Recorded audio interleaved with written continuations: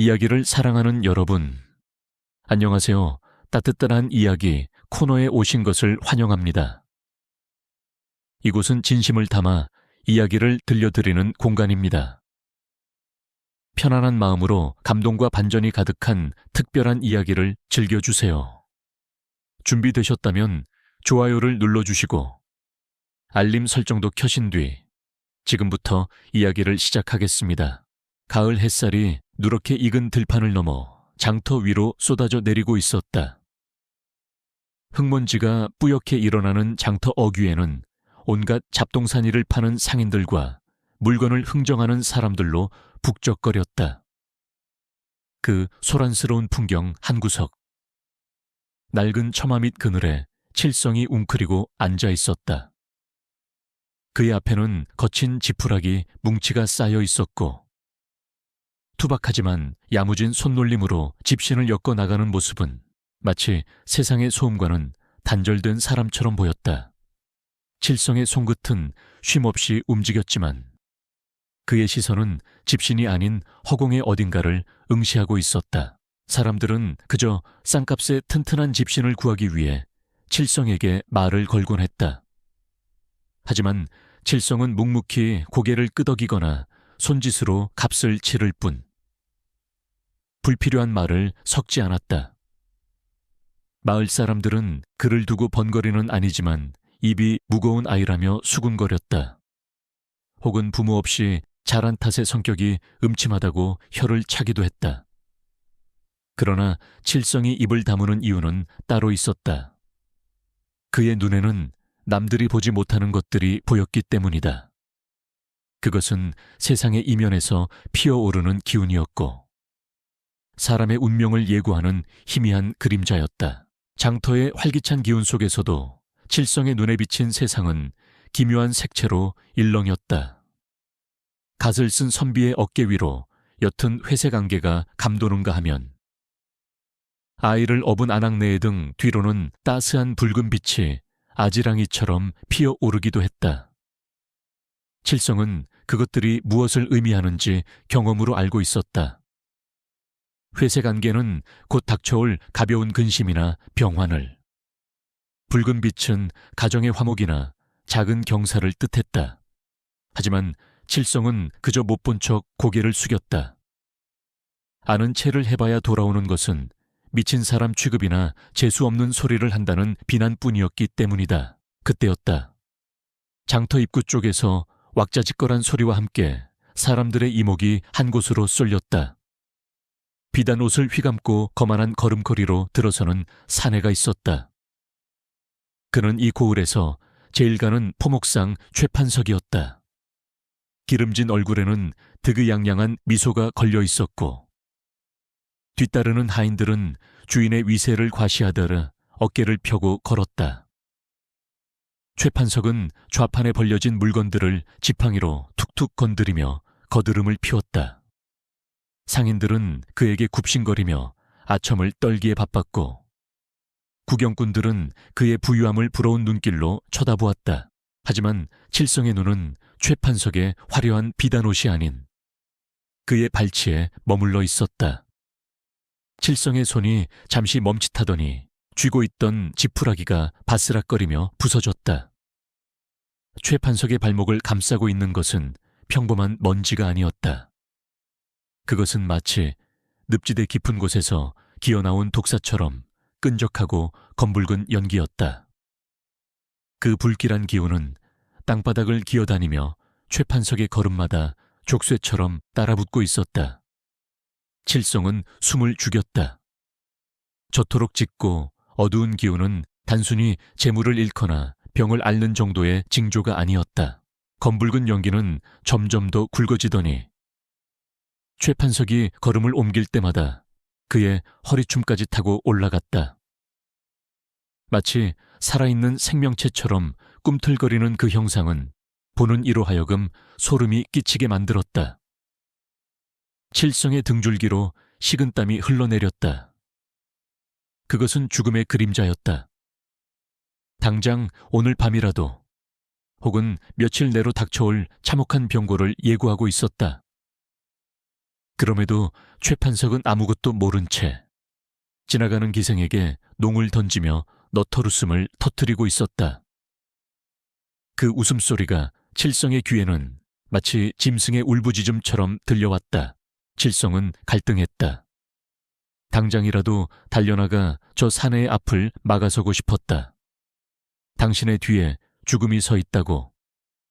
지금 당장 집으로 돌아가 문을 걸어 잠그고 근신하라고 소리치고 싶었다. 그의 마음속 깊은 곳에는 아직 사람을 살리고자 하는 본능적인 선함이 남아있었다. 칠성은 엉거주춤 엉덩이를 들썩였다. 입술이 달싹거렸다. 그러나 그 순간 과거의 기억이 날카로운 비수처럼 그의 가슴을 찔러왔다. 어린 시절 칠성은 냇가에서 놀던 친구에게 물에 들어가지 말라고 울며 매달린 적이 있었다. 친구의 다리를 휘감은 검푸른 기운을 보았기 때문이었다. 하지만 친구들은 그를 밀치며 재수없는 소리를 한다고 놀려댔다. 결국 그날 오후 그 친구는 다리에 쥐가 나 익사하고 말았다. 마을 사람들은 칠성을 위로하기는커녕 내 놈이 저주를 퍼부어 아이를 죽였다며 돌을 던졌다. 칠성은 피투성이가 된 채 마을 어귀로 쫓겨났고 그때부터 세상과 마음의 문을 닫아 걸었다. 최판석의 주변으로 사람들이 더욱 몰려들었다. 그는 엽전 꾸러미를 흔들며 오늘 장터의 술값을 자신이 내겠노라 큰 소리쳤다.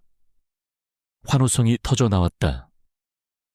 검붉은 연기는 이제 최판석의 목덜미를 휘감고 귓가로 스며들고 있었다. 그것은 마치 달콤한 속삭임으로 그를 파멸의 구렁텅이로 유혹하는 악귀와도 같았다. 칠성은 주먹을 꽉 쥐었다. 손톱이 손바닥을 파고들어 아릿한 통증이 느껴졌지만 가슴 속의 답답함에 비할 바가 아니었다. 말해봤자 소용없어. 아무도 믿지 않을 거야. 칠성은 속으로 되뇌었다. 최판석 같은 부자가 집신이나 짜는 천한 놈의 말을 귀담아 듣겠는가. 오히려 술맛을 떨어뜨렸다며 하인들을 시켜 매질이나 하지 않으면 다행일 것이다. 칠성은 애써 시선을 돌리려 했다. 눈앞에 지푸라기에 집중하려 애썼다. 그러나 한번 본 불행의 징조는 뇌리에 박혀 지워지지 않았다. 그것은 칠성의 양심을 끊임없이 갉아먹었다. 어느새 최판석은 주막 쪽으로 발길을 옮기고 있었다.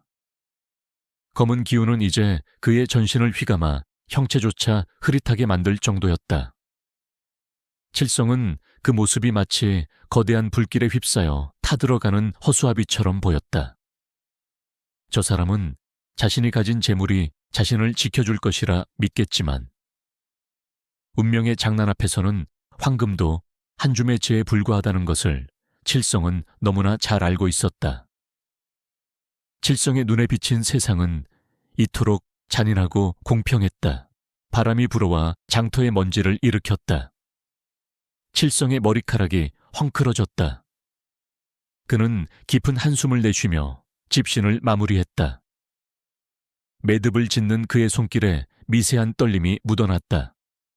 그는 자신이 비겁하다고 생각했다. 알면서도 침묵하는 것은 죄악이 아닌가 하지만 그 죄악을 짊어지는 것보다 세상의 멸시와 조롱을 견디는 것이 그에게는 더 큰 공포였다.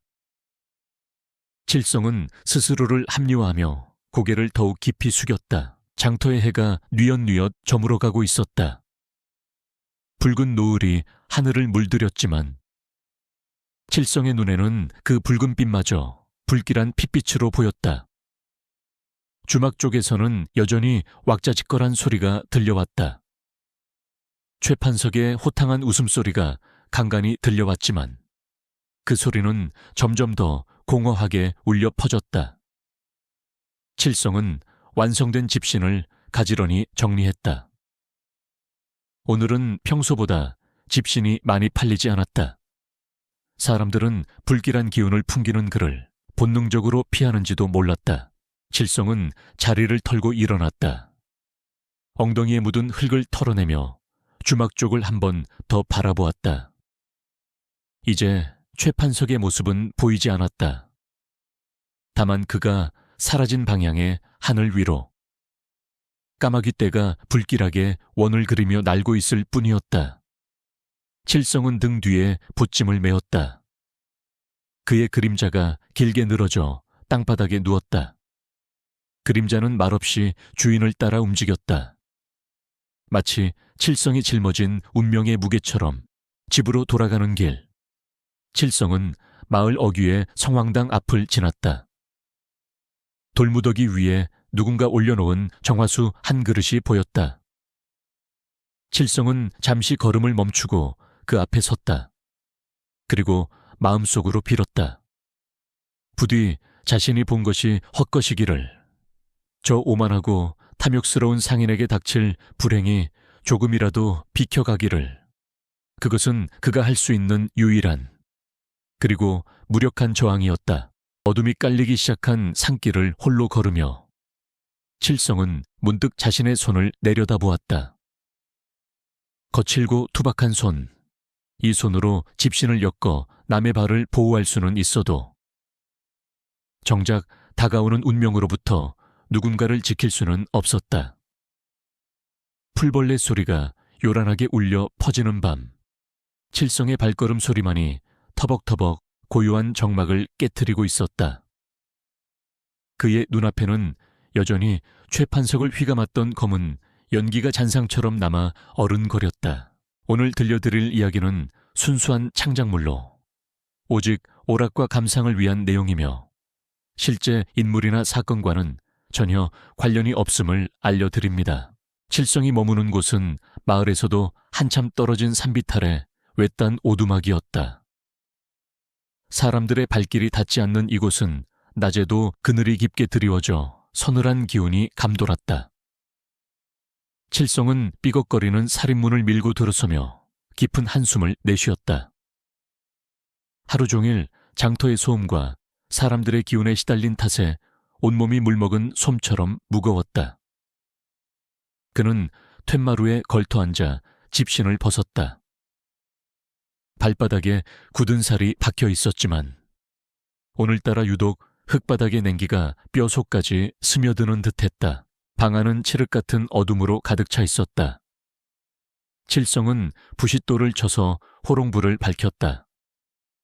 희미한 불빛이 방 안을 비추자 칠이 벗겨진 낡은 장롱과 색이 바랜 이불 한 채가 드러났다. 그것이 그의 전 재산이었다. 칠성은 부엌으로 들어가 식은 보리밥 한 덩이를 꺼내 들었다. 반찬이라곤 소금에 절인 무 조각뿐이었지만 그는 불평 없이 숟가락을 들었다. 입안에서 까끌까끌하게 겉도는 보리밥을 씹으며 그는 오늘 장터에서 보았던 최판석의 모습을 떠올렸다. 그 검붉은 연기, 목을 조여오던 죽음의 형상이 뇌리에서 떠나지 않았다. 칠성은 숟가락을 내려놓고 자신의 손바닥을 들여다보았다. 남들과 다를 것 없는 평범한 손이었다. 하지만 이 손은 누군가를 구하는 대신 방관하는 쪽을 택했다. 죄책감이 가슴 한구석을 콕콕 찌르는 듯했다. 그는 고개를 저으며 애써 잡념을 떨치려 했지만 적막한 산중의 고요함은 오히려 그의 내면을 시끄럽게 만들었다. 밤바람이 문틈으로 새어들어와 호롱불을 일렁이게 했다. 그림자가 벽 위에서 춤을 추두듯 흔들렸다. 칠성은 벽에 등을 기대고 앉아 무릎을 끌어안았다. 어린 시절 그가 처음으로 남들이 보지 못하는 것을 이야기했을 때의 기억이 떠올랐다. 그때 그는 너무나 순진했고 세상이 자신의 진심을 알아줄 것이라 믿었다. 이웃집 할머니의 등 뒤에 붙은 검은 그림자를 보고 병원에 가보시라 말했다가 재수음 붙었다며 소금을 맞았던 날이었다. 그날 이후로 칠성은 입을 닫는 법을 배웠다. 진실은 때로 거짓보다 더 가혹한 대가를 요구했다. 사람들은 자신들의 운명을 미리 아는 것을 두려워했고 그 두려움은 곧 칠성을 향한 적개심으로 변했다. 그는 마을에서 불길한 아이, 귀신 들린 자로 낙인 찍혀 철저히 배척당했다. 칠성은 눈을 감았다. 감은 눈꺼풀 위로 당시의 멸시 어린 시선들이 주마등처럼 스쳐 지나갔다. 새벽녘이 되어서야 칠성은 겨우 잠이 들 수 있었다. 그러나 잠자리는 편안하지 않았다. 꿈속에서도 그는 검은 연기에 쫓기거나 도움을 청하는 손길들을 뿌리치고 도망치는 악몽에 시달렸다. 식은땀을 흘리며 눈을 떴을 때는 이미 해가 중천에 떠 있었다. 산새들이 지저귀는 소리가 들려왔지만 칠성의 기분은 여전히 진흙탕 속에 빠진 듯 찝찝했다. 그는 자리에서 일어나 마른 세수를 하고 밖으로 나갔다. 마실 물을 깃기 위해 마을 어귀의 우물가로 내려가는 길이었다. 평소라면 조용했을 산길이 오늘따라 묘하게 소란스러웠다. 멀리서 들려오는 웅성거림과 곡소리가 바람을 타고 전해져 왔다. 칠성의 심장이 쿵 하고 내려앉았다. 불길한 예감은 언제나 틀리는 법이 없었다. 그는 발걸음을 재촉했다. 우물개는 이미 아낙네들이 모여 심각한 표정으로 이야기를 나누고 있었다. 글쎄, 어젯밤에 멀쩡하던 사람이 갑자기 숨이 넘어갔다지. 뭔가 한 아낙네가 물동이를 내려놓으며 말했다. 최판석 날이 말이야. 저녁에 거하게 술상을 받고 기분이 좋아서 노래까지 불렀다는데. 자다가 갑자기 억하고 쓰러지더니 그대로 가버렸다는구먼. 다른 아낙네가 맞장구를 쳤다.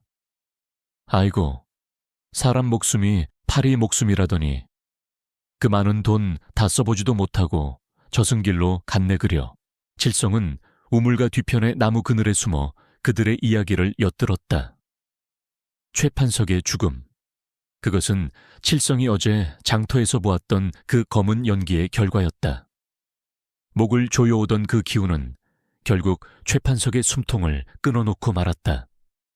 칠성은 다리에 힘이 풀려 주저앉을 뻔했다. 예견된 죽음이었지만 막상 현실로 닥쳐오니 그 충격은 실로 컸다. 사람들은 갑작스러운 변고라며 혀를 찼지만 칠성에게는 너무나도 명확한 인과응보의 과정이었다. 마을 안쪽에서는 상여를 준비하는지 배 찢는 소리와 아이고 아이고 하는 곡소리가 끊이지 않았다. 최판석의 집 대문 앞에는 하얀 소복을 입은 사람들이 분주하게 오갔다. 어제까지만 해도 위세등등하던 기와집이 하루아침에 초상집으로 변해버린 풍경은 인생의 무상함을 여실히 보여주고 있었다. 칠성은 그 모습을 멀리서 바라보며 씁쓸한 표정을 지었다. 아주 만약에 칠성이 어제 최판석을 붙잡고 경고를 했다면 결과가 달라졌을까? 칠성은 스스로에게 물었지만 답은 이미 정해져 있었다. 최판석은 칠성을 미치광이 취급하며 매질을 했을 것이고 죽음은 예정대로 찾아왔을 것이다. 운명이라는 거대한 수레바퀴 앞에서 집신 장수 칠성이 할 수 있는 일은 아무것도 없었다. 그것이 칠성을 더욱 비참하게 만들었다. 칠성은 물동이를 채우지도 못한 채 빈손으로 산길을 되돌아 올라갔다. 등 뒤에서 들려오는 곡소리가 자꾸만 그의 발목을 잡는 것 같았다.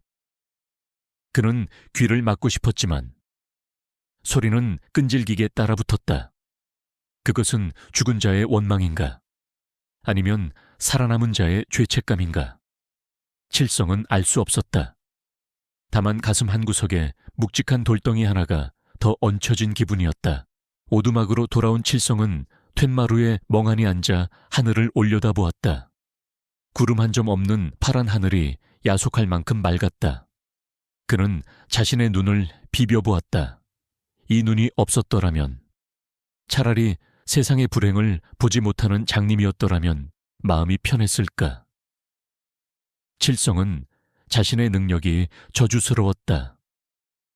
보지 말아야 할 것을 보고 알지 말아야 할 것을 아는 고통은 오롯이 혼자 감내해야 할 형벌이었다. 그때 산길 아래쪽에서 낯선 인기척이 느껴졌다.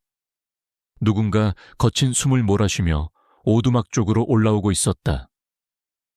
칠성은 경계심을 품고 자리에서 일어났다. 평소 이곳을 찾는 사람은 아무도 없었다. 빚쟁이도. 친구도 없는 그에게 손님이란 달갑지 않은 존재였다. 잠시 후 덤불을 헤치고 나타난 사람은 마을의 늙은 훈장 송영감이었다. 송영감은 마을에서 유일하게 칠성을 사람 대접해주는 인물이었다. 그는 칠성의 기이한 능력을 어렴풋이 눈치채고 있으면서도 겉으로 내색하지 않고 가끔씩 칠성에게 집신을 주문하곤 했다. 송영감은 땀을 닦으며 칠성을 향해 인자한 미소를 지어 보였다. 하지만 칠성의 눈에는 송영감의 미소 뒤에 감춰진 짙은 근심의 빛이 보였다. 그의 어깨 위에도 희미하지만 분명한 회색 연기가 피어오르고 있었기 때문이었다. 칠성가, 있느냐? 송영감의 목소리가 고요한 산속에 울려 퍼졌다. 칠성은 황급히 툇마루에서 내려와 고개를 숙였다. 예, 어르신 여기까지 어인 일이십니까? 칠성의 물음에 송영감은 지팡이를 내려놓으며 툇마루에 걸터 앉았다. 내 너에게 부탁할 것이 있어 왔다. 급한 일이니라. 송영감의 목소리는 평소보다 떨리고 있었다. 칠성은 송영감의 얼굴을 자세히 살폈다. 미간에는 깊은 주름이 패여 있었고 눈빛은 불안하게 흔들리고 있었다. 어깨 위의 회색 연기는 단순한 병환이 아닌 마음의 병이나 곤란한 처지를 암시하는 듯했다. 칠성은 침을 꼴깍 삼켰다. 최판석의 죽음으로 인한 충격이 가시기도 전에 또 다른 운명의 파도가 밀려오고 있음을 직감했다. 무슨 일이신지요? 칠성이 조심스럽게 물었다. 송영감은 주위를 두리번거리더니 목소리를 낮춰 말했다. 새로 부임해오는 사또 나리께서 내게 관아의 장부를 정리해달라고 하시더구나. 헌데 그 장부에 무언가 문제가 있는 것 같다. 송영감의 말끝이 흐려졌다. 칠성은 가슴이 철렁 내려앉았다. 관아의 일. 그것은 칠성 같은 천민이 감히 끼어들어서는 안 되는 위험한 영역이었다. 하지만 눈앞에 놓이는 칠성에게 유일하게 따뜻한 밥 한 끼를 내어주었던 은인이었다. 칠성은 외면하고 싶었지만 송영감의 어깨 위에 피어오르는 연기가 점점 짙어지는 것을 보고 차마 그럴 수 없었다. 운명은 또다시 칠성을 시험대에 올려놓고 있었다. 침묵할 것인가? 아니면 위험을 무릅쓰고 개입할 것인가? 산바람이 불어와 칠성의 옷자락을 흔들었다. 송영감의 부탁은 칠성의 예상보다 소박하면서도 무거운 것이었다. 관아로 보낼 낡은 장부들이 너무 많아 노인의 힘으로는 도저히 옮길 수 없으니 칠성이 짐꾼이 되어 달라는 것이었다. 칠성은 잠시 망설였다. 관아는 권력의 정점이며 그곳에 발을 들여놓는 것은 천민인 그에게 두려운 일이었다. 하지만 눈앞에 놓이는 그에게 유일하게 인간적인 온기를 나눠준 사람이었다.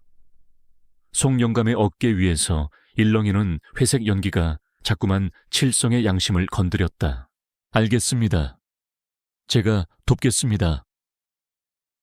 칠성의 대답에 송영감의 얼굴에 안도의 빛이 스쳐 지나갔다. 두 사람은 서둘러 채비를 했다. 칠성은 송영감의 집에서 가져온 묵직한 서책 꾸러미를 지게에 싣고 등짐을 졌다. 짐의 무게가 어깨를 파고들었지만 칠성은 묵묵히 걸음을 옮겼다. 마을로 내려가는 길은 사람들로 북적였다. 오늘은 신임 사또가 부임하는 날이라 하여 온 고을이 들썩이고 있었다. 마을 어귀에 들어서자 평소와는 다른 활기가 피부로 느껴졌다. 길게는 청사초롱이 내걸려 있었고 사람들은 깨끗한 옷으로 갈아입고 길 양옆으로 늘어서 있었다. 아이들은 신이 나서 뛰어다녔고 어른들은 굽을 펴고 목을 빼며 사또의 행차를 기다렸다. 칠성은 송영감의 뒤를 따라 군중의 뒤편에 자리를 잡았다. 사람들의 얼굴에는 새로운 관리에 대한 기대감과 호기심이 가득했다. 탐관오리에게 시달렸던 지난날을 보상받고 싶은 간절한 소망들이었다. 그러나 칠성의 눈에 비친 풍경은 마냥 밝지 않았다. 사람들이 내뿜는 기대의 기운은 옅은 분홍빛으로 피어올랐지만 그 사이사이로 불안과 의심을 뜻하는 탁한 황토색 아지랑이도 섞여 있었다. 칠성은 지게를 내려놓고 땀을 닦으며 먼지가 자욱한 길 저편을 응시했다. 둥둥둥. 북소리가 울려 퍼지며 행차의 시작을 알렸다. 화려한 깃발이 바람에 나부끼고 나졸들이 위엄있게 앞장서서 걸어왔다. 드디어 신임 사또가 탄 가마가 모습을 드러냈다. 4명의 건장한 가마꾼이 짊어진 가마는 화려한 장식으로 치장되어 햇빛을 받아 번쩍였다. 사람들은 환호성을 지르며 머리를 조아렸다. 하지만 칠성의 눈은 가마 자체가 아니라 그 가마를 뒤덮고 있는 거대한 기운에 고정되었다. 칠성은 숨을 들이켰다. 지금까지 보아왔던 개인의 불행이나 병환과는 차원이 다른 압도적인 크기의 그림자가 가마 지붕을 짓누르고 있었다. 그것은 마치 먹구름을 잔뜩 머금은 거대한 바위 같았다. 검고 무거운 기운이 가마 전체를 짓누르며 주변의 공기마저 차갑게 식히고 있었다. 가마꾼들이 유난히 힘겨워하며 비틀거리는 것이 단순히 가마의 무게 때문이 아니라는 것을 칠성은 알 수 있었다. 보이지 않는 운명의 무게가 그들을 짓누르고 있는 것이었다. 칠성의 손이 저도 모르게 떨려왔다. 저 안에 타고 있는 사람은 도대체 누구이기에 저토록 무거운 업보를 짊어지고 오는 것인가. 가마가 관아의 정문 앞에 멈춰섰다. 나초리 가마 문을 열자 한 사내가 천천히 걸어 나왔다. 신임 사또 민대감이었다. 그는 꼿꼿한 자세와 서늘한 눈매를 지닌 전형적인 선비의 풍모를 하고 있었다. 희끗희끗한 수염은 단정했고 푸른 관복은 한치의 흐트러짐도 없었다. 겉모습만 보아서는 청렴하고 강직한 관리 그 자체였다. 사람들은 그의 위엄에 압도되어 숨을 죽였다. 하지만 칠성의 눈에 비친 민대감의 모습은 처참했다. 가마를 누르던 거대한 검은 바위 같은 형상이 이제는 민대감의 어깨 위에 올라타 있었다. 그 형상은 끈적한 타르처럼 흘러내려 그의 전신을 감싸고 있었는데 그 중심부에는 마치 다 타버린 수처럼 붉은 불씨가 위태롭게 깜빡거리고 있었다. 그것은 단순한 죽음의 징조가 아니었다. 명예의 실추, 가문의 몰락, 그리고 모든 것을 태워버릴 재앙의 불씨였다. 칠성은 공포에 질려 뒷걸음질 쳤다. 어제 최판석에게서 보았던 뱀 같은 기운이 개인의 욕망이 불러온 화후였다면 민대감을 감싸고 있는 기운은 거대한 산이 무너져 내리는 듯한 파멸의 징조였다. 저 기운은 민대감 혼자만을 해치는 것이 아니라 그 주변에 있는 사람들까지 모조리 삼켜버릴 기세였다. 칠성의 시선이 황급히 송영감을 향했다. 송영감은 민대감을 향해 깊이 허리를 숙여 예를 표하고 있었다. 바로 그때 칠성은 끔찍한 연결고리를 목격했다. 민대감의 몸에서 흘러내린 검은 연기의 일부가 바닥을 타고 스멀스멀 기어가더니 송영감의 발목을 휘감고 있는 회색 연기와 섞여들기 시작했다. 마치 큰 강물이 작은 가을을 집어삼키듯 민대감의 거대한 불행이 송영감의 작은 불행을 흡수하여 키우고 있었다. 아? 칠성의 입에서 짧은 탄식이 새어나왔다. 송영감이 맡게 될 장부 정리. 그것이 단순한 소일거리가 아니라는 것을 직감했다. 그 일은 송영감을 저 파멸의 구렁텅이로 끌고 들어갈 밧줄이었다. 민대감에게 닥칠 재앙은 필연적으로 송영감에게까지 불똥을 튀길 것이 분명했다. 칠성은 당장이라도 송영감의 소매를 잡아 끌고 도망치고 싶었다. 이 관아는. 이 사람은 위험하다고 소리치고 싶었다. 하지만 민대감의 시선이 군중을 훑다가 우연히 칠성이 서 있는 쪽을 스쳐 지나갔다. 칠성은 얼어붙은 듯 꼼짝할 수 없었다. 민대감의 눈빛은 날카로웠지만 그 안에는 깊은 고뇌와 피로가 서려 있었다. 칠성은 그 눈빛 속에서 기이한 슬픔을 읽었다. 자신의 운명을 예감하면서도 피하지 않고 정면으로 마주하려는 자의 비장함 같은 것이었다. 민대감은 짧게 헛기침을 하더니 관아 안으로 발걸음을 옮겼다. 육중한 관아의 대문이 열리고 민대감이 안으로 사라지자 그를 감싸던 검은 기운도 함께 문 안으로 빨려 들어갔다. 마치 거대한 짐승이 입을 벌리고 먹잇감을 삼키는 듯한 형상이었다. 대문이 쾅 하고 닫히는 소리가 칠성의 가슴을 때렸다. 군중은 다시 환호하며 흩어졌지만 칠성은 그 자리에 못 박힌 듯 서 있었다. 등 뒤의 지게가 청음망은처럼 느껴졌다. 차, 우리도 들어가세. 사또께서 곧 부르실 게야. 송영감이 칠성의 어깨를 톡톡 두드렸다. 칠성은 깜짝 놀라 정신을 차렸다. 송영감의 얼굴은 평온해 보였지만 칠성의 눈에는 이미 그의 발목을 타고 올라오는 검은 얼룩이 보였다. 칠성은 마른 침을 삼켰다. 도망칠 기회는 지금뿐이었다. 짐을 내팽개치고 산으로 뛰어 도망가면 자신은 이 거대한 재앙에서 비켜설 수 있을지도 몰랐다. 그러나 칠성은 발을 떼지 못했다. 눈앞에 늙고 힘없는 노인을 자신을 사람으로 대해준 유일한 일을 사지 CD로 밀어넣고 혼자 살겠다고 도망칠 수는 없었다.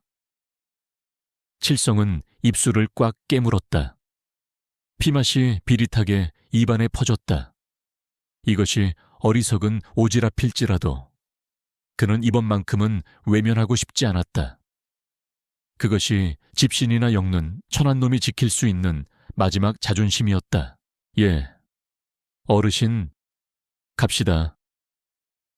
칠성은 짐짓 아무렇지 않은 척 목소리에 힘을 주어 대답했다. 하지만 지게를 다시 짊어지는 그의 등은 미세하게 떨리고 있었다. 두 사람은 닫힌 관아의 대문을 향해 걸어갔다. 칠성의 눈에는 그 대문이 마치 저승으로 통하는 입구처럼 보였다. 하늘은 여전히 맑았지만 관아의 지붕 위로만 시커먼 먹구름이 소용돌이치고 있는 듯한 착각이 들었다. 관아의 마당에 들어서자 서늘한 기운이 두 사람을 맞이했다. 정리되지 않은 잡풀들이 구석에 무성했고 칠이 벗겨진 기둥들은 을씨년스러웠다. 전임 사또가 얼마나 관아를 방치했는지 알 수 있는 대목이었다. 민대감은 마루에 서서 그 황량한 풍경을 둘러보고 있었다. 그의 그림자가 길게 늘어져 마당을 가로질렀다. 칠성은 고개를 숙인 채 송영감의 뒤를 따라 마당 한가운데로 걸어 들어갔다. 운명의 소용돌이 속으로 제 발로 걸어 들어가는 순간이었다. 관아의 동원동원하는 무거운 침묵만이 감돌았다. 송영감은 산더미처럼 쌓인 장부들 속에 파묻혀 있었고 낡은 종이 넘어가는 소리만이 간간히 정적을 깼다. 칠성은 방해되지 않도록 구석진 마루에 웅크리고 앉아 있었다. 밖에서 불어오는 바람이 문창호지를 흔들 때마다 칠성은 움찔거렸다. 민대감은 상석에 앉아 미간을 찌푸린 채 전임 사또가 남긴 기록들을 훑어보고 있었다. 그의 붓끝이 종이 위를 달릴 때마다 분노가 실린 듯 거칠었다. 민대감의 어깨 위에 내려앉은 검은 그림자는 실내에서도 여전했다. 오히려 사방이 막힌 방 안에 있으니 그 기운이 더욱 농밀하게 뭉쳐 칠성의 숨통을 조여오는 듯했다. 민대감이 한숨을 내쉬며 붓을 내려놓았다. 썩었구나. 뿌리까지 썩어 문드러졌어. 그의 낮고 굵은 목소리가 방 안을 울렸다. 송 영감이 안경을 고쳤으며 조심스럽게 대꾸했다. 오랜 세월 누적된 폐단이라 하루아침에 바로잡기는 어려울 것입니다. 날이 어렵다고 두면 더 썩을 뿐이다. 도려내야지. 민대감은 단호하게 말하며 자리에서 일어났다. 답답함을 참지 못한 듯 그는 뒷짐을 지고 마루로 나섰다. 칠성은 황급히 고개를 숙여 예를 갖췄지만 민대감의 시선은 칠성을 지나쳐 먼 산을 향해 있었다. 그의 눈빛은 정의감으로 불타고 있었지만 칠성의 눈에는 그 불꽃이 위태로워 보였다. 너무 뜨거운 불은 주변을 태우고 결국 자기 자신마저 재로 만드는 법이다. 민대감은 관아 뒤편에 후원후원으로 발걸음을 옮겼다. 칠성은 송 영감의 눈짓을 받고 조용히 그 뒤를 따랐다. 혹시 모를 심부름을 위해서였다. 후원에는 작은 연못과 정자가 있었지만 관리가 되지 않아 잡초가 무성했다. 민대감은 연못께 서서 탁하게 흐린 물을 내려다보았다. 물이 고이니 썩는 법이지 흐르지 않는 물은 독이 된다. 그가 혼잣말처럼 중얼거렸다. 칠성은 그 말에 담긴 뼈있는 뜻을 알아챘다. 민대감은 이 고을의 부패한 관리들과 토 세력들을 고인 물로 보고 자신이 그것을 갈아엎겠다는 의지를 다지고 있었다. 하지만 칠성의 눈에 비친 연못의 물은 썩은 물이 아니라 붉은 피처럼 보였다. 민대감의 개혁 의지가 불러올 파장이 평화로운 개혁이 아니라 누군가의 피를 보는 참극이 될 것임을 암시하는 징조였다. 내오는 이름이 무엇이냐? 갑작스러운 물음에 칠성은 화들짝 놀라 고개를 들었다. 민대감이 뒤를 돌아보며 칠성을 응시하고 있었다. 칠성이라 하옵니다. 칠성이 더듬거리며 대답했다. 민대감은 칠성의 행사액을 훑어보더니 피식 웃음을 터뜨렸다. 북두칠성이라. 이름은 거창한데 꼴은 영락없는 촌놈이로구나. 그래. 내 눈에는 이 연못이 어찌 보이느냐. 민대감의 질문은 단순한 농담이 아니었다. 그는 칠성의 눈빛이 예사롭지 않음을, 그 깊은 곳에 촌부에게서 보기 힘든 총기가 서려 있음을 본능적으로 감지한 듯했다. 칠성은 망설였다. 보이는 대로 말한다면 피바다가 보인다고 해야겠지만 그랬다간 당장 목이 달아날 수도 있었다. 칠성은 침을 삼키고 조심스럽게 입을 열었다. 물이 너무 가득 차 있습니다. 날이 가득 차 있다. 민대감이 흥미롭다는 듯 되물었다. 칠성은 시선을 땅에 떨구며 말을 이었다. 물이 가득 찬 곳에 돌을 던지면 넘쳐 흐르는 법입니다. 넘친 물은 주변의 흙을 적시고 때로는 둑을 무너뜨리기도 합니다. 썩은 물을 퍼내는 것도 중요하지만 둑이 무너지지 않게 살피는 것도 중요하지 않겠습니까? 칠성은 최대한 우회적으로 급진적인 개혁이 가져올 위험을 경고하려 했다. 민대감은 잠시 침묵했다. 그는 칠성을 빤히 쳐다보며 그 말의 의중을 파악하려는 듯했다. 잠시 후 그가 호탕하게 웃었다. 허허, 집신이나 엮는 줄 알았더니 제법 이치에 밝은 놈이로구나. 하지만 둑이 무너질까 무서워 썩은 물을 두고 볼 수는 없는 노릇이다. 나는 둑을 다시 쌓는 한이 있더라도 이 물을 갈아치울 것이다. 민대감의 목소리에는 흔들림 없는 확신이 차 있었다. 칠성은 가슴이 답답해졌다. 민대감의 올고듬은 존경스러웠지만 그 올고듬이 바로 그의 목을 겨누는 칼날이었다. 세상은 옳고 그름만으로 돌아가지 않았다. 얽히고 설킨 이해관계와 원하는 논리로 풀 수 있는 것이 아니었다. 칠성은 용기를 내어 한마디 더 보탰다. 나리, 대나무가 곱게 자라는 것은 속이 비어 있기 때문이라 들었습니다. 너무 강하면 부러지기 쉽습니다. 바람이 불 때는 눕는 풀처럼. 그만. 민대감이 손을 들어 칠성의 말을 막았다. 그의 표정이 순식간에 차갑게 굳어졌다.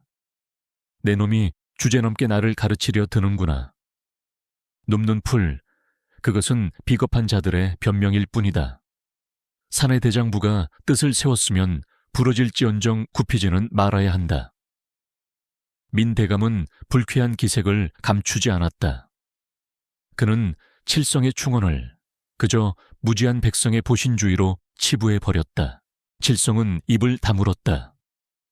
더 이상 말해봤자 소용없음을 깨달았다. 민대감의 어깨 위에 있는 검은 그림자가 더욱 거대해져서 이제는 정자 전체를 집어삼킬 듯이 일렁이고 있었다. 그 그림자 속의 붉은 불씨는 이제 활활 타오르는 불길이 되어 민대감의 옷자락을 태우는 환영으로 보였다. 불이다. 화마가 덮칠 것이다. 칠성은 속으로 비명을 질렀다. 민대감은 칠성에게서 흥미를 잃은 듯 다시 연못 쪽으로 돌아섰다. 송영감이 일을 다 마치면 삭슬 쳐줄 테니 그만 물러가거라. 그는 축객령을 내렸다. 칠성은 씁쓸한 마음으로 뒷걸음질 쳤다. 권력자의 눈과 귀는 때로 아집이라는 벽에 가려져 가장 낮은 곳에서 들려오는 진실된 소리를 듣지 못한다. 칠성은 그것이 안타까웠다. 다시 동원마루로 돌아온 칠성은 송영감의 곁에 앉았다. 송영감은 여전히 장부와 씨름하고 있었다. 무슨 말씀을 나누셨느냐? 송영감이 붓을 멈추지 않은 채 물었다. 아무것도 아닙니다. 그저 연못물이 탁하다고 하셨습니다. 칠성은 힘없이 대답했다. 송영감은 혀를 찼다. 강직한 분이야. 하지만 이곳 아전들이 그리 호락호락하지 않을 터인데. 걱정이로구나. 송영감의 걱정은 칠성의 두려움과 맞닿아 있었다. 칠성은 창밖을 내다보았다. 어느새 해가 기울어 관아 마당의 긴 그림자를 들이우고 있었다. 그 그림자 속에 숨어있는 누군가의 시선이 느껴졌다. 관아의 이방과 아전들이 삼삼오오 모여 민대감이 있는 후원 쪽을 흘깃거리고 있었다. 그들의 눈빛은 음흉했고 그들의 어깨 위에는 탐욕을 상징하는 누런 연기가 피어오르고 있었다. 그 누런 연기들은 민대감의 검은 그림자와 얽히며 기괴한 형상을 만들어내고 있었다. 마치 먹잇감을 노리는 하이에나 떼처럼. 그들은 기회를 엿보고 있었다. 칠성은 직감했다. 민대감이 건드린 벌집에서 나온 벌들이 그를 쏘아 죽일 준비를 하고 있다는 것을. 그리고 그 시작은 아주 사소한 실수 혹은 조작된 사고에서 비롯될 것임을 저녁이 되어 일을 마친 두 사람은 관아를 나섰다. 칠성은 무거운 발걸음을 옮기며 자꾸만 뒤를 돌아보았다. 어둠 속에 잠긴 관아는 마치 거대한 무덤처럼 보였다. 그리고 그 중심에 홀로 촛불을 켜고 앉아있을 민대감의 모습이 아른거렸다. 그는 스스로를 태워 어둠을 밝히려는 촛불이었지만 바람 앞에 등불처럼 위태로웠다.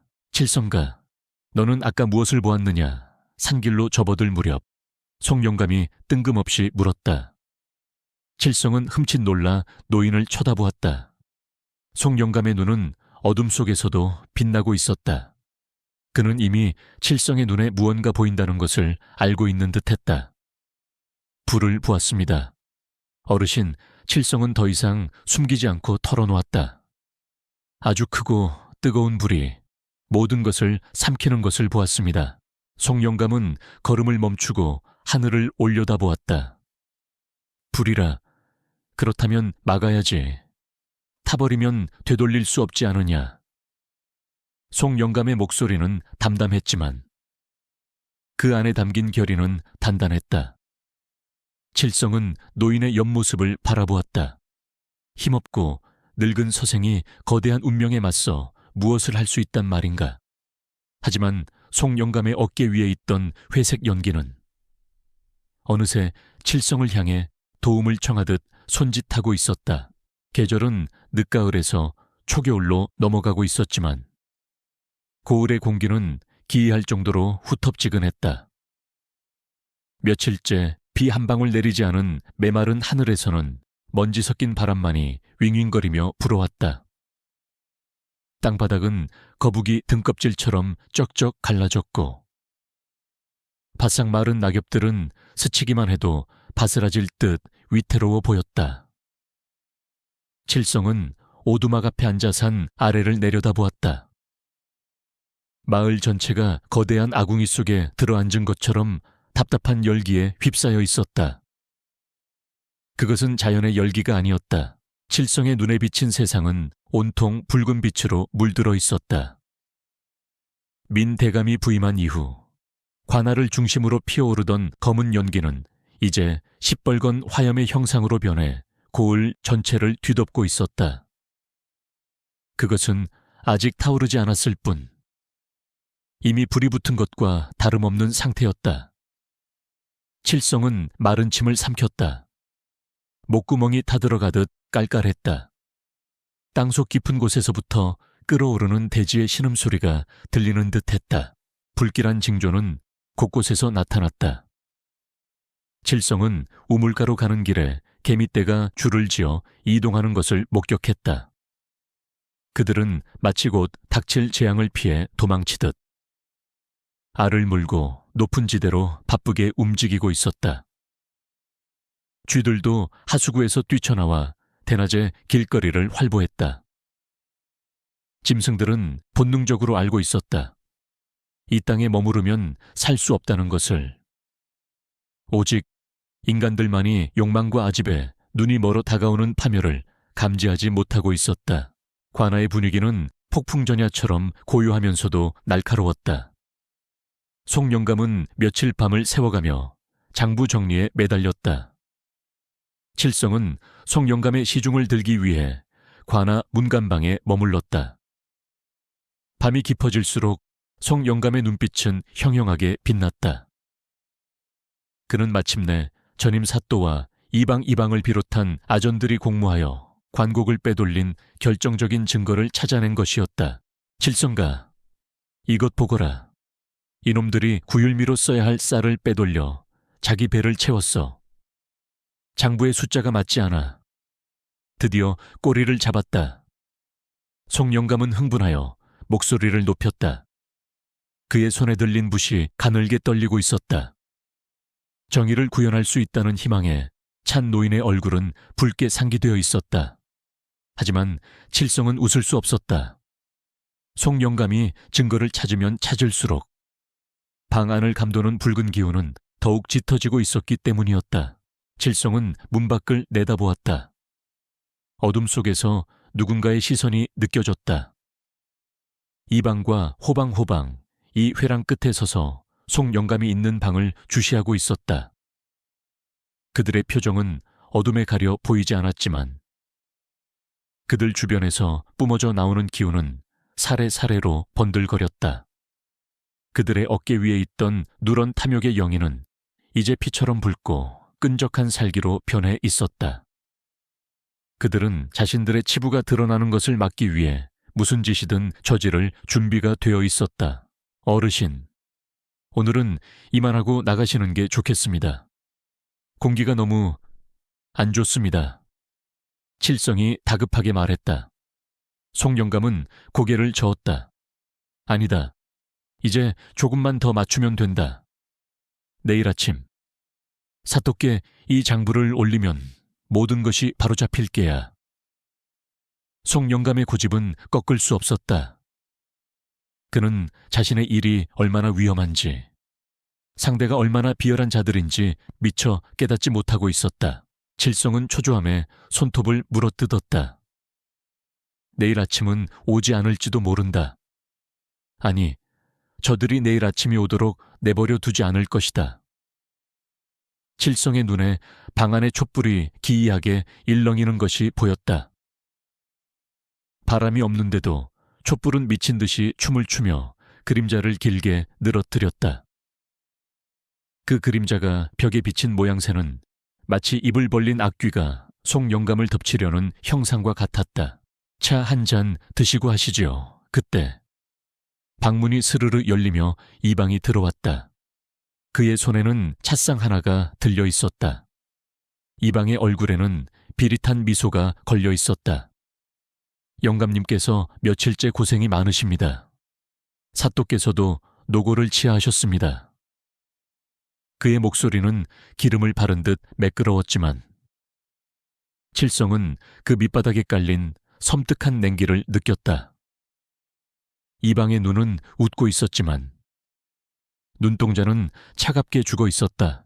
송영감은 별 의심 없이 찻잔을 받았다.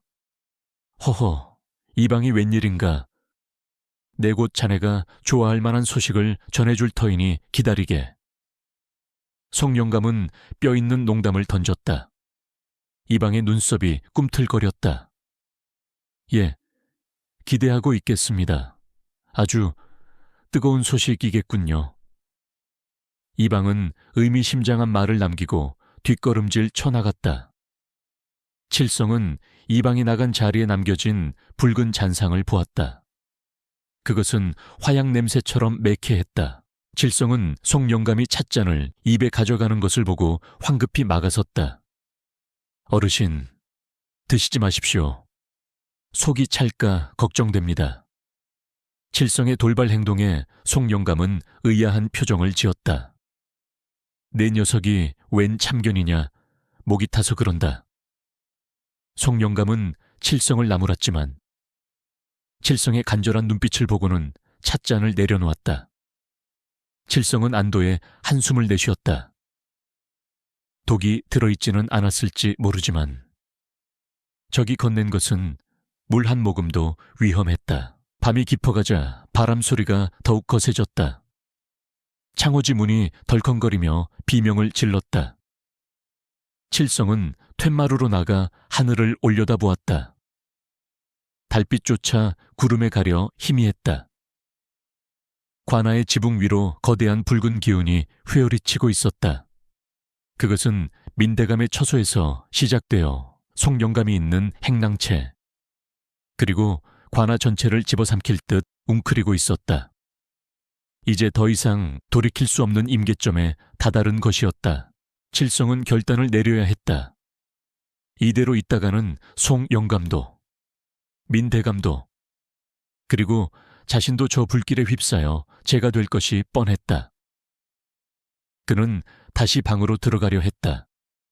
송영감을 억지로라도 업고 나가야겠다고 생각했다. 그때 어디선가 매캐한 냄새가 코끝을 스쳤다. 나무 타는 냄새, 그리고 기름 냄새였다. 칠성의 심장이 곤두박질 쳤다. 시작되었다. 불이야 불이 났다. 정적을 깨고 다급한 외침이 들려왔다. 소리는 문서고 쪽에서 시작되었다. 칠성은 소스라치게 놀라 뛰쳐나갔다.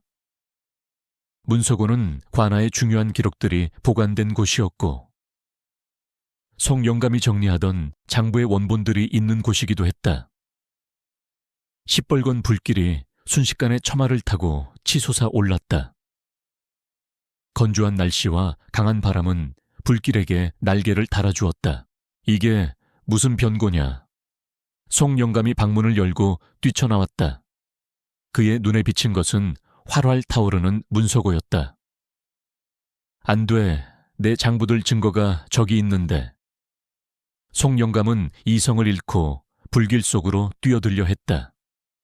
칠성은 온몸을 던져 송영감의 허리를 감싸 안았다. 안 됩니다. 어르신 들어가면 죽습니다. 칠성은 필사적으로 매달렸다. 노인의 몸부림은 생각보다 거셌다. 평생을 바쳐 지켜온 신념이 잿더미가 되는 것을 보는 절망감이 그를 괴력으로 이끌고 있었다. 혼란을 틈타거나 마당은 아수라장이 되었다. 나졸들이 물동이를 나르며 소리를 질렀지만 불길은 이미 사람의 힘으로 잡을 수 있는 수준이 아니었다. 칠성의 눈에는 나졸들 틈에 섞여 묘한 미소를 짓고 있는 이방의 모습이 들어왔다. 그는 팔짱을 낀 채 불구경을 하고 있었다. 그의 계획대로 모든 증거가 사라지고 있었다. 그의 어깨 위에서 붉은 악마가 춤을 추고 있었다. 그때 민대감이 속옷 차림으로 뛰쳐나왔다. 그의 얼굴은 흑투성이었고 평소의 냉철함은 온데간데 없었다. 물을 부어라, 어서 불을 꺼. 민대감은 고래고래 소리를 질렀다. 하지만 그의 외침은 타오르는 불길 소리에 묻혀 공허하게 흩어졌다. 민대감의 어깨 위에 있던 검은 그림자가 이제는 완전히 그를 덮쳐 그를 불길의 일부처럼 보이게 만들었다. 칠성은 보았다. 민대감이 잃어버리는 것은 단순히 건물이 아니라 그의 자존심과 명예, 그리고 백성들의 신뢰라는 것을 불길은 바람을 타고 옆 건물로 옮겨 붙었다. 송영감이 머물던 행랑채 지붕에도 불씨가 날아들었다. 피해야 합니다. 여기도 위험합니다. 칠성은 넋이 나간 송영감을 질질 끌다시피 하여 뒷문 쪽으로 향했다.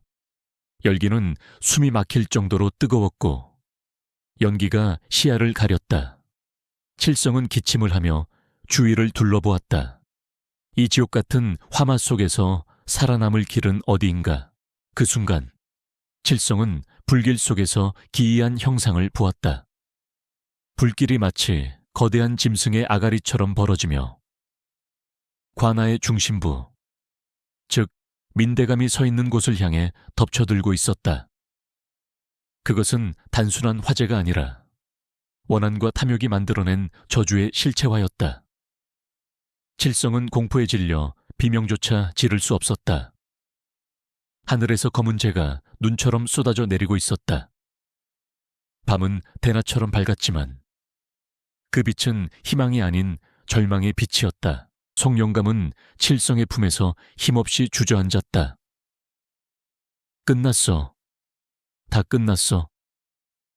노인의 중얼거림이 칠성의 가슴을 후벼 팠다. 칠성은 이를 악물었다.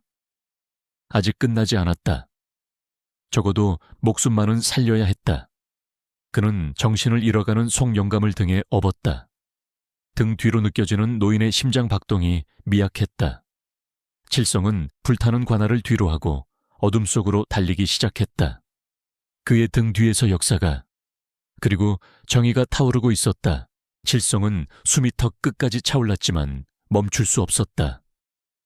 등 뒤에 업힌 송영감의 몸은 앙상하고 가벼웠지만 그가 짊어진 절망의 무게는 청은 망은처럼 칠성의 어깨를 짓눌렀다. 칠성은 산 중턱에 이르러서야 비로소 걸음을 멈추고 뒤를 돌아보았다. 아래쪽 마을은 시뻘건 불길에 휩싸여 마치 지옥의 아가리처럼 입을 벌리고 있었다. 관아를 집어삼킨 화마는 밤하늘을 대낮처럼 밝히며 춤을 추었고 검은 영인은 달빛마저 가려버렸다. 타닥타닥 나무가 타들어가는 소리가 이곳까지 선명하게 들려왔다. 칠성은 송영감을 안전한 바위 뒤편에 조심스럽게 내려놓았다. 노인은 혼절한 듯 눈을 감고 있었으나 가쁜 숨을 몰아쉬며 간간히 기침을 토해냈다. 칠성은 자신의 옷자락을 찢어 노인의 얼굴에 묻은 검댕을 닦아주었다. 하얀 수염이 잿빛으로 변해 있었고 깊게 패인 주름 사이로 눈물이 흘러내려 길을 만들고 있었다. 그 모습이 너무나 처량하여 칠성은 가슴이 미어지는 듯했다. 정의를 쫓던 노학자의 말로가 고작 이런 것이란 말인가. 송 영감이 신음소리를 내며 눈을 떴다. 초점 없는 눈동자가 허공을 헤매다 이내 아래쪽에 불타는 관에 고정되었다. 노인의 눈이 크게 떠지더니 이내 깊은 절망으로 물들었다. 다 탔구나. 모두 타버렸어. 송 영감의 목소리는 갈라져서 바람 빠지는 소리처럼 들렸다. 그는 떨리는 손을 뻗어 허공을 휘저었다. 마치 불길 속에서 사라져간 장부들을 잡으려는 듯한 몸짓이었다. 어르신, 진정하십시오. 몸을 추스르셔야 합니다. 칠성이 송 영감의 손을 꼭 잡았다. 송 영감은 칠성을 바라보며 허탈한 웃음을 지었다. 칠성아, 내가 어리석었다. 하늘이 보고 계시니 진실은 반드시 승리할 것이라 믿었는데 하늘은 눈을 감았고 땅은 귀를 막았구나. 노인의 눈에서 다시금 굵은 눈물이 주르륵 흘러내렸다. 평생을 지켜온 신념이 한 줌의 재로 변해버린 순간 노인의 영혼도 함께 부서져 내린 것이다. 칠성은 아무 말도 할 수 없었다. 하늘이 눈을 감은 것이 아니라 인간의 탐욕이 하늘을 가린 것이었다. 칠성은 자신이 보았던 그 붉은 기운들, 이방과 아전들의 어깨 위에서 춤추던 살기를 떠올렸다. 그들은 자신의 이익을 위해서라면 하늘도 속이고 사람도 죽일 수 있는 자들이었다. 그런 자들을 상대로 부탄자루와 종이 도트로 맞서려 했던 송 영감의 싸움은 애초에 계란으로 바위치기였는지도 몰랐다. 저를 두고 도망치지 그랬느냐. 그깟 장부 하나 건지지 못하고 이 늙은이만 살려서 무엇에 쓰려고. 송 영감이 자책하며 가슴을 쳤다. 칠성은 고개를 저었다. 어르신, 종이는 다시 쓰면 되지만 사람은 다시 살릴 수 없습니다. 제게는 그 어떤 장부보다 어르신의 목숨이 더 중합니다. 칠성의 말은 투박했지만 진심이 담겨 있었다. 송 영감은 칠성의 말을 듣고 하염없이 눈물만 흘렸다. 두 사람은 밤새 그 자리에 앉아 불길이 사그라드는 것을 지켜보았다. 맹렬하던 화마도 태울 것이 없어지자 점차 기세가 꺾였다. 새벽이 오자 붉은 기운은 사라지고 검은 잿더미와 매캐한 연기만이 남았다. 날이 밝아올수록 참혹한 현장은 더욱 선명하게 드러났다. 관아의 동원과 문서고 행랑채는 뼈대만 앙상하게 남았고 검게 그을린 기둥들은 마치 죽은 나무들의 숲처럼 을신연스러웠다. 칠성은 송 영감을 오두막으로 모시기로 결심했다. 지금 마을로 내려갔다가는 이방 일당의 눈에 띄어 무슨 해코지를 당할지 몰랐다. 어르신, 제 누추한 집으로 가시지요. 당분간 몸을 숨기시는 게 좋겠습니다. 송 영감은 모든 기력을 소진한 듯 묵묵히 고개만 끄덕였다. 칠성은 다시 노인을 등에 업었다. 어젯밤보다 노인의 몸이 한결 더 가볍게 느껴졌다.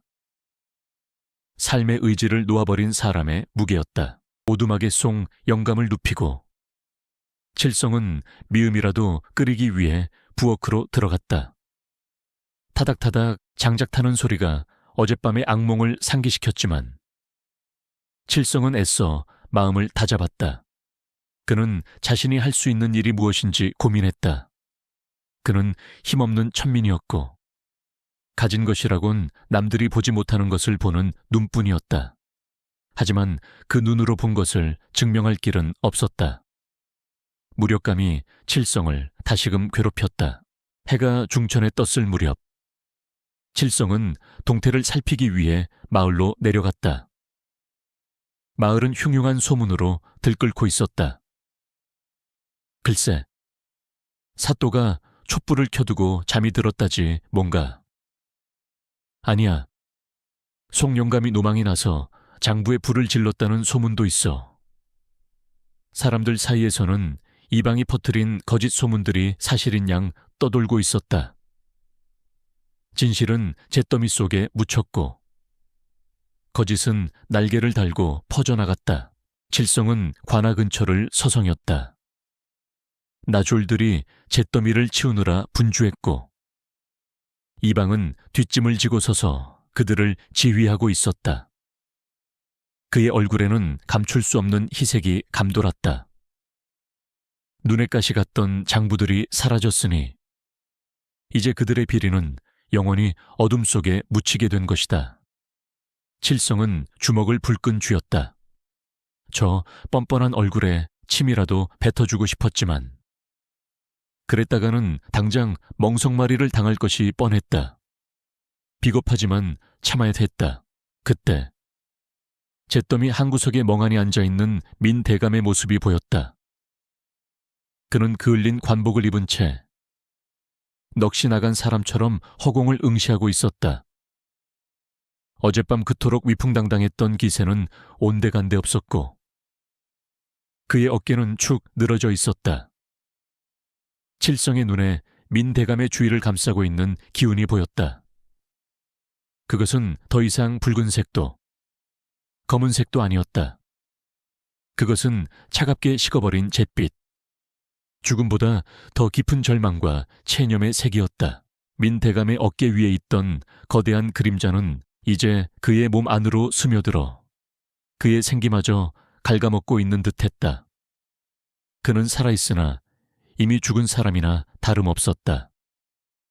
자신의 부주의로 그렇게 믿게 만들어졌으므로 관아를 태우고 국고를 낭비했다는 죄책감, 그리고 개혁의 꿈이 좌절된 상실감이 그를 안에서부터 무너뜨리고 있었다.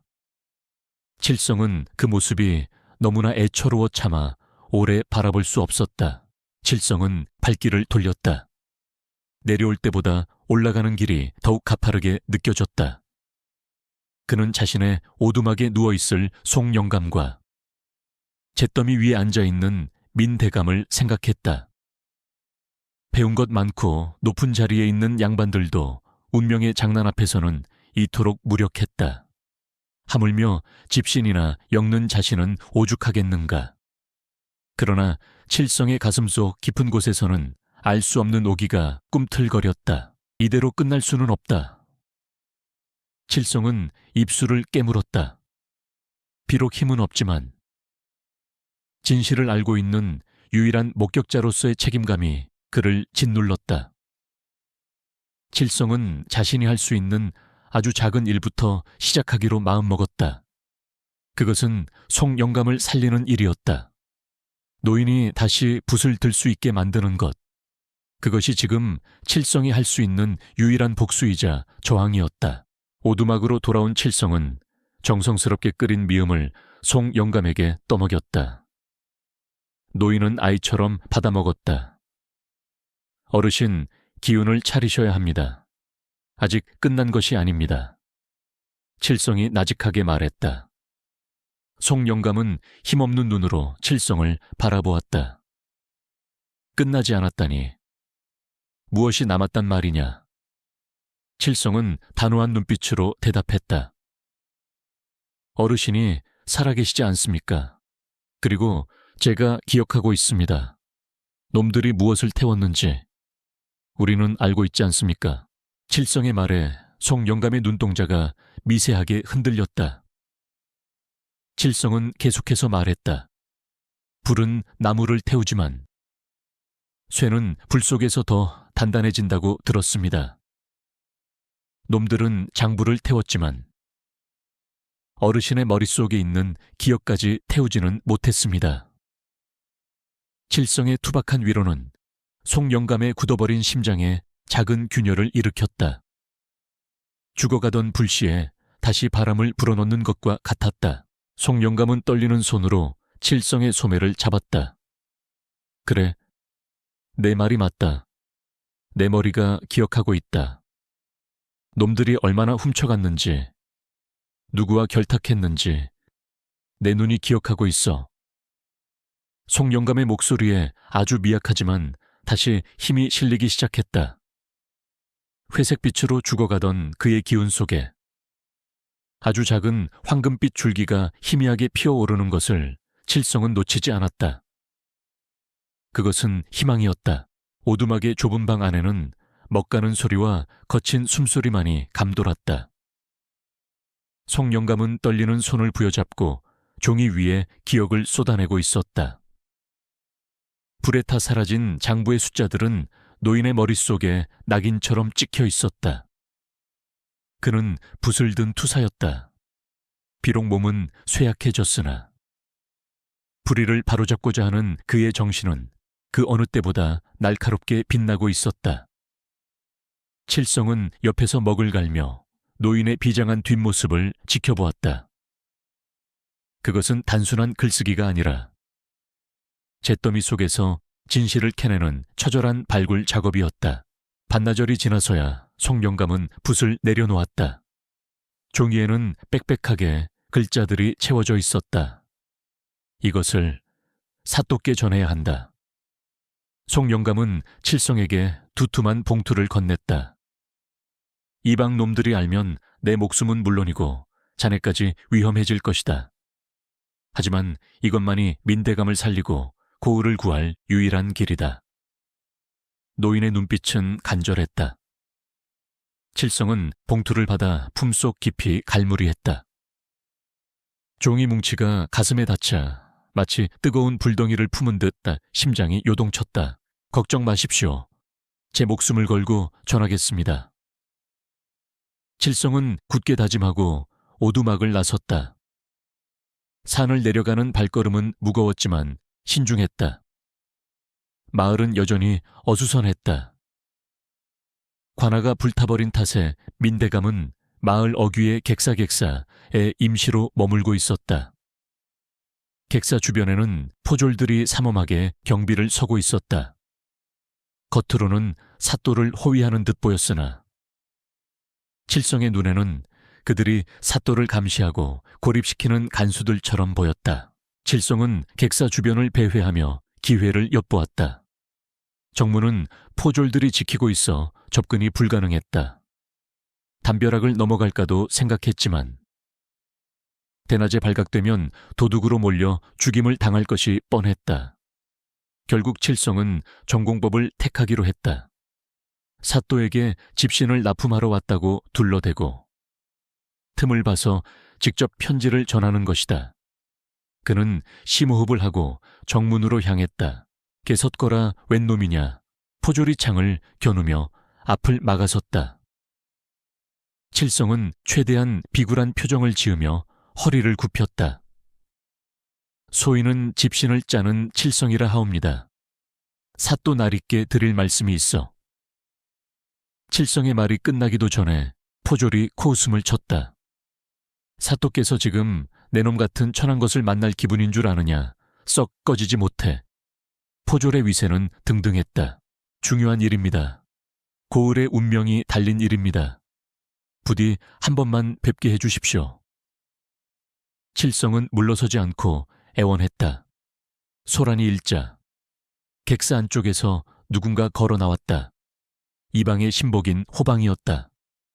그는 거만한 표정으로 칠성을 아래 위로 훑어보았다. 무슨 일로 이리 시끄러우냐. 호방의 목소리에 칠성은 움찔했다. 그의 어깨 위에는 교활함을 상징하는 누런 연기가 뱀처럼 또아리를 틀고 있었다. 이 녀석이 사또를 뵙겠다고 행패를 부립니다. 포졸이 고자질했다. 호방은 칠성에게 다가와 비릴한 미소를 지었다. 내 놈이 칠성이냐 집신이나 엮는 놈이 무슨 고을의 운명을 논한단 말이냐. 혹 무언가 가져온 것이라도 있느냐. 호방의 눈이 매섭게 빛났다. 칠성은 본능적으로 품속의 편지를 움켜쥐었다. 저 자에게 편지를 빼앗기면 모든 것이 끝장이었다. 아닙니다. 그저 무난 인사나 드리려 했습니다. 칠성은 황급히 둘러대며 뒷걸음질 쳤다. 하지만 호방은 눈치가 빠른 자였다. 저놈을 잡아라. 품속에 무언가 숨기고 있다. 호방의 명령이 떨어지자 포졸들이 칠성에게 달려들었다. 칠성은 필사적으로 저항했지만 역부족이었다. 건장한 포졸들이 칠성의 팔을 꺾고 바닥에 짓눌렀다. 칠성의 품에서 봉투가 툭 하고 떨어져 나왔다. 호방이 떨어진 봉투를 주워 들었다. 어디 보자. 호.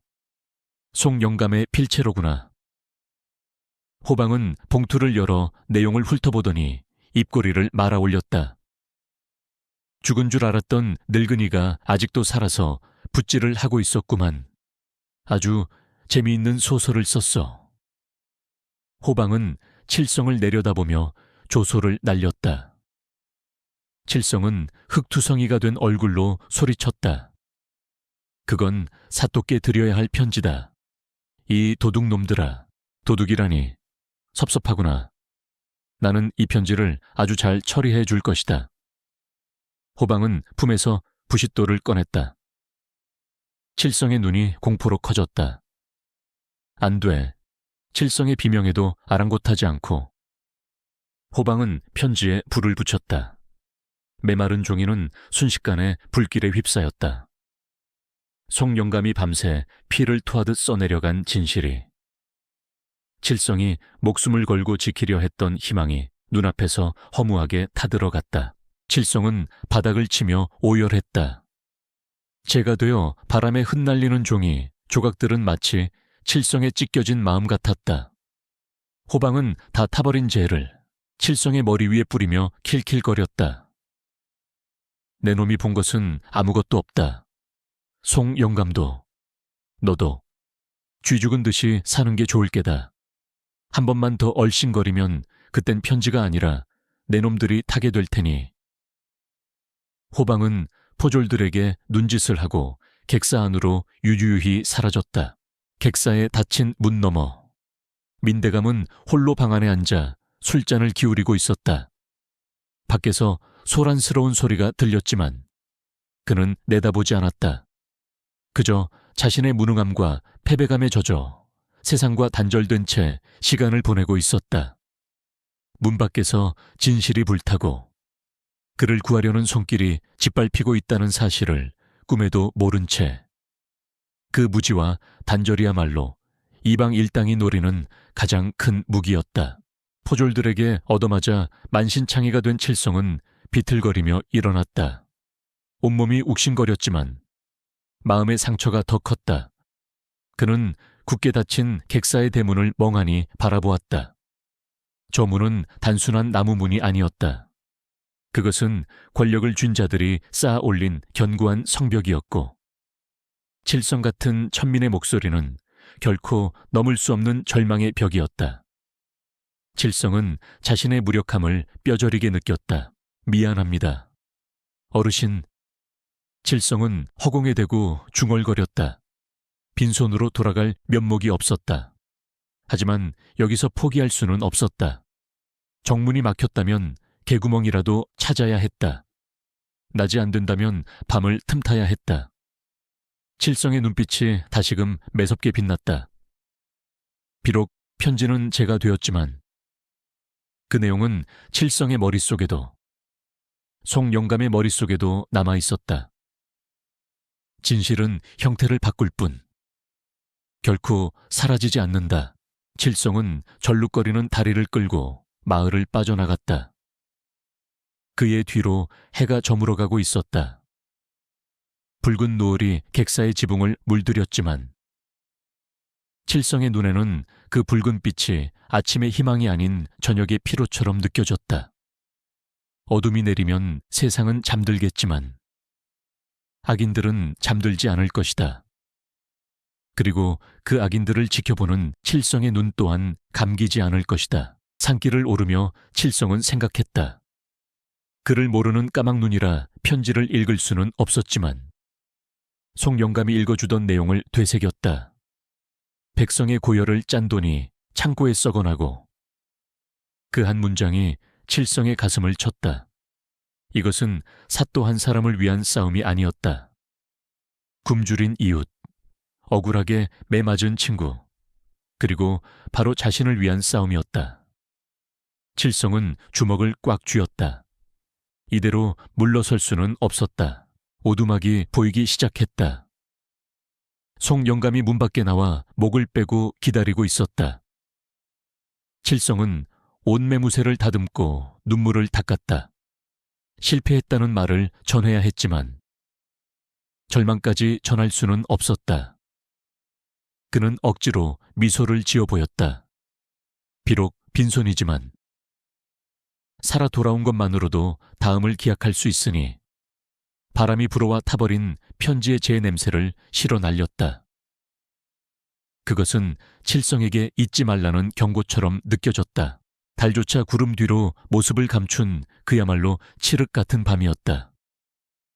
산짐승들의 울음소리마저 끊긴 고요한 어둠 속에서 칠성은 다시 오두막을 나섰다. 송 영감은 위험하다며 만류했지만 칠성의 고집을 꺾을 수는 없었다. 종이로 된 편지는 불탔지만 살아있는 편지가 되어 민대감을 만나겠다는 그의 의지는 확고했다. 칠성은 검은 무명천으로 얼굴을 가리고 그림자처럼 산길을 내려갔다. 그의 발걸음 소리는 바람 소리에 묻혀 들리지 않았다. 객사 주변은 낮보다 경비가 느슨해져 있었다. 승리감에 도취된 이방 일당이 포졸들에게 술과 고기를 돌린 탓이었다. 곳곳에서 술 취한 포졸들의 코지로 소리와 주정하는 소리가 들려왔다. 칠성은 객사 뒷담 쪽에 개구멍을 찾았다. 예전에 짐을 나르며 눈여겨봐 두었던 곳이었다. 덩굴에 가려져 잘 보이지 않는 구멍으로 몸을 밀어넣자 옷이 찢기고 살같이 긁혔지만 그는 아랑곳하지 않았다. 객사 안은 죽은 듯이 조용했다. 민대감이 머무는 사랑채 쪽에서만 희미한 불빛이 새어나오고 있었다. 칠성은 처마 및 그림자의 몸을 숨기며 조심스럽게 사랑채로 접근했다. 방문 앞을 지키는 포졸은 창을 껴안고 꾸벅꾸벅 졸고 있었다. 칠성은 숨을 죽이고 고양이처럼 살금살금 문가로 다가갔다. 심장 소리가 고막을 때릴 듯 크게 울렸지만 그는 침착함을 잃지 않았다. 누구냐 방문을 살짝 열고 들어서자마자 날카로운 일갈이 날아들었다. 민대감은 잠들지 않고 있었다. 그는 방 한구석에 놓인 호롱불 옆에 앉아 충혈된 눈으로 칠성을 노려보았다. 그의 손에는 다 비운 술병이 들려 있었고 헝클어진 머리와 수염은 그가 겪고 있는 고뇌의 깊이를 보여주었다. 폐인의 모습이었으나 썩어도 준칠하고 그 눈빛만은 아직 살아있었다. 칠성은 복면을 내리고 바닥에 엎드렸다. 소인 칠성이라 하옵니다. 집신을 엮는 놈이옵니다. 민대감은 칠성의 얼굴을 알아보았다. 내 놈은 그래 연못께서 내게 주제넘은 소리를 했던 그 놈이로구나. 민대감은 허탈하게 웃었다. 불을 조심하라 했었지. 내 말이 맞았다. 내 오만이 관아를 태우고 나를 이 꼴로 만들었다. 이제 와서 내 꼴을 비웃으러 온 것이냐? 아닙니다. 날이 비웃으러 온 것이 아니라 보여드리러 왔습니다. 칠성이 고개를 들고 또렷하게 말했다. 민대감은 미간을 찌푸렸다. 무엇을 내 실패를 잿더미가 된 내 명예를. 민대감의 목소리에 울분이 섞여 나왔다. 그의 어깨 위에 내려앉은 잿빛 그림자는 더욱 짙어져 마치 그를 산 채로 매장하려는 흙더미처럼 보였다. 민대감은 그 무게를 견디지 못해 술에 의지하고 있었던 것이다. 나리의 어깨 위에 있는 것은 운명이 아닙니다. 그것은 저 강요한 아전들이 씌운 굴레입니다. 칠성은 용기를 내어 다가갔다. 왜 남의 죄를 뒤집어쓰고 스스로를 괴롭히십니까? 불을 지른 것은 나리가 아니라 자신의 비리를 감추려 했던 이방 놈들입니다. 칠성의 직설적인 말에 민대감의 눈이 크게 흔들렸다. 그는 술병을 내려놓으며 몸을 떨었다. 증거가 다 탔지 않느냐. 종이는 탔지만 기억은 타지 않았습니다. 칠성은 낮에 호방에게 빼앗겨 불타버린 편지의 내용을 읊기 시작했다. 송 영감이 써 내려갔던 숫자들, 빼돌려진 곡식의 양, 가담한 자들의 이름. 칠성은 한자도 틀리지 않고 송 영감의 기억을 민대감에게 전달했다. 어둠 속에서 울려 퍼지는 칠성의 목소리는 낮고 차분했지만 그 내용은 천둥처럼 민대감의 가슴을 때렸다. 민대감은 입을 벌린 채 칠성을 바라보았다. 천안집신 장수의 입에서 나올 수 없는 구체적인 정보들이었다. 그 내용을 네가 얻지 않으냐? 민대감이 떨리는 목소리로 물었다. 송 영감님께서 살아계십니다. 제 오두막에서 기억을 되살려 적으셨습니다. 낮에 그 편지를 전하러 왔다가 놈들에게 뺏겨 태워졌지만 제 눈과 귀가 그 내용을 담아왔습니다. 송 영감이 살아있다고 민대감의 눈에 믿을 수 없다는 기색과 함께 안도의 빛이 스쳐 지나갔다. 죽은 줄 알았던 동지, 그리고 사라진 줄 알았던 진실이 살아있다는 사실은 민대감을 짓누르던 절망의 바위에 균열을 일으켰다. 그의 어깨를 감싸고 있던 잿빛 그림자가 조금씩 옅어지며 그 안에서 아주 작은 푸른 불꽃이 피어오르는 것을 칠성은 보았다. 그것은 다시 타오르기 시작한 의지였다. 그렇습니다. 그러니 일어나십시오. 나리, 칠성은 간곡하게 호소했다. 나리께서 여기서 주저앉으시면 놈들은 승리의 춤을 출 것입니다. 백성들은 영원히 어둠 속에서 고통받을 것입니다. 나리는 불을 낸 죄인이 아니라 저들의 어둠을 밝혀줄 촛불이 되어주셔야 합니다. 칠성의 말은 투박했으나 진심이 담겨 있어 민대감의 얼어붙은 심장을 녹였다. 민대감은 비틀거리며 자리에서 일어났다. 그는 칠성에게 다가와 그의 두 손을 덥석 잡았다. 양반이 천민의 손을 잡는 것은 있을 수 없는 일이었으나 지금 이 순간 계급은 무의미했다. 고맙다. 고맙다. 민대감의 눈에서 뜨거운 눈물이 흘러내렸다. 그것은 회한의 눈물이 아니라 다시 싸울 용기를 얻은 자의 다짐이었다. 하지만 내게는 이제 병력이 없다. 관아의 나졸들은 이미 이방에게 매수되었어. 나 혼자서 저들과 어떻게 싸운단 말이냐. 민대감은 현실적인 문제를 토로했다. 확실히 관아 안에서 그는 고립무원 상태였다. 하지만 칠성은 고개를 저었다. 혼자가 아니십니다. 저와 송 영감님이 있고 무엇보다 진실을 알고 있는 백성들이 있습니다. 칠성은 잠시 생각에 잠겼다가 입을 열었다. 내일은 장날입니다. 고을 사람들이 모두 장터로 모일 것입니다. 그때 송 영감님을 모시고 나가겠습니다. 나리께서도 그곳으로 오십시오. 공개된 장소에서 놈들의 죄를 낱낱이 밝히고 백성들에게 심판을 구하십시오. 어둠 속에서는 놈들이 강하지만 대낮의 햇살 아래서는 진실이 더 강한 법입니다.